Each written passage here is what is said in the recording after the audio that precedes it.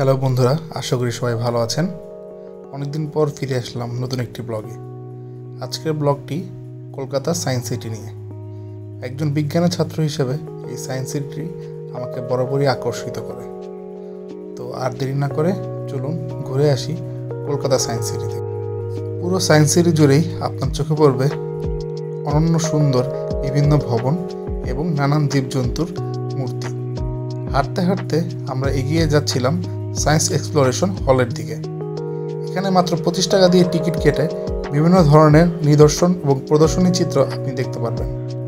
এর মধ্যে অন্যতম হচ্ছে ইভলিউশন অফ লাইফ সাইকেলের একটা রাইড আছে, তারপর আছে হিউম্যান ইভলিউশন এটসেট্রা।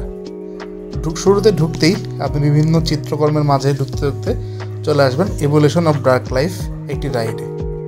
এটি মূলত একটি রাইডের মাধ্যমে একটি অন্ধকার গুহার ভিতর দিয়ে এই পৃথিবীতে কিভাবে জীবের সূচনা হলো এবং আস্তে আস্তে বিবর্তিত হলো তার সব একটি সুন্দর গল্প আকারে দেখানো হয়।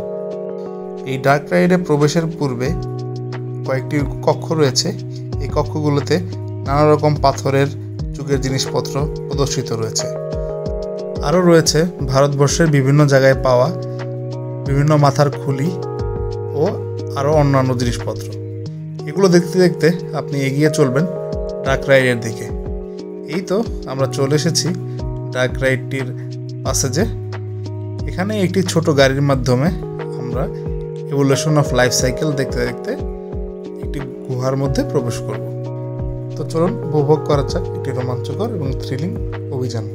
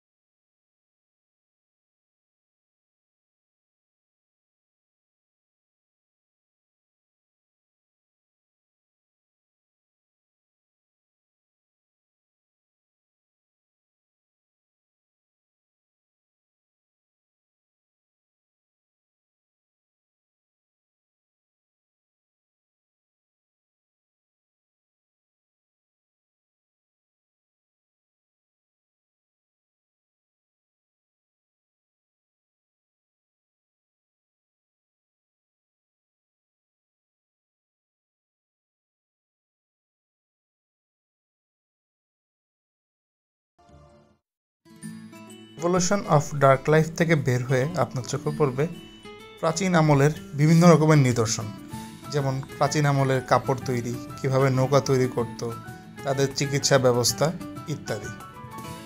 এসব জিনিস দেখতে দেখতে আপনি যেন হারিয়ে যাবেন সেই আদিম যুগে। খুবই সুন্দর এই নিদর্শনগুলো।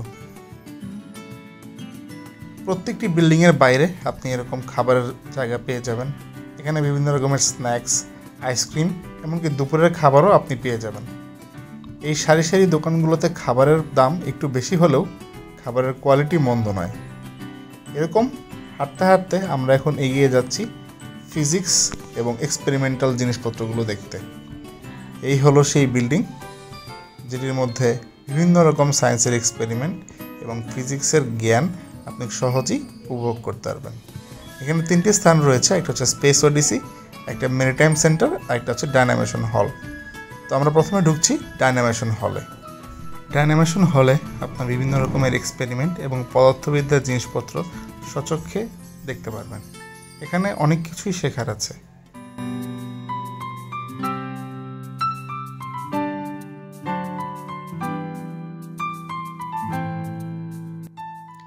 এখানেই রয়েছে একটি বিশাল অ্যাকোরিয়াম। এখানে পুরো পৃথিবীর নানা প্রজাতির মাছ সংরক্ষণ করা হয়েছে। অ্যাকোরিয়াম থেকে আমরা চলে যাই স্পেস থিয়েটারের দিকে, যেটা এটার পাশেই অবস্থিত। ইন্ডিয়ার মহাকাশ গবেষণা কতটা এগিয়ে গিয়েছে এটার ইতিহাস এবং সকল ব্যাপ্তি এখানে প্রকাশ পেয়েছে। রকেট, বিভিন্ন রকমের স্পেসের ফুটেজ, এমনকি মঙ্গল গ্রহে যাবার পর ওদের যে রোবট ওখানে ল্যান্ড করেছে সেগুলো এখানে ডেমো হিসেবে দেখানো হয়েছে।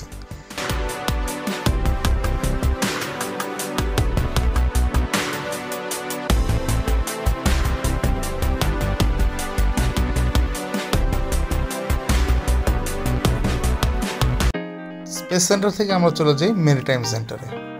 এখানে জাহাজের বিভিন্ন কামরার ডামি এখানে তৈরি করা হয়েছে। এছাড়া ভারতের প্রথম জাহাজ, নৌকো, এমনকি প্রথম যুদ্ধ জাহাজ সব কিছুই কবে বানানো হয়েছিল তার একটি মিউজিয়াম মূলত এটি। বাহিরে বের হওয়ার পর সর্বশেষ একটি জিনিস বাকি থাকে, সেটি হচ্ছে একটি রোড ট্রেন রাইড। মাত্র 20 টাকা টিকিটে এই ট্রেনটি আপনাকে পুরো সায়েন্স সিটি ঘুরিয়ে দেখাবে। তো আমরা এটাতে উঠে চেপে বসলাম।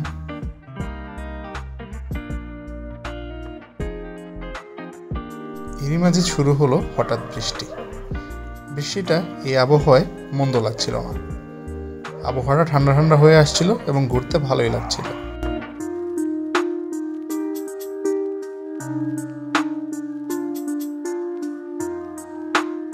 তো এই ছিল মোরলেস আমাদের সায়েন্স সিটি ভ্রমণ।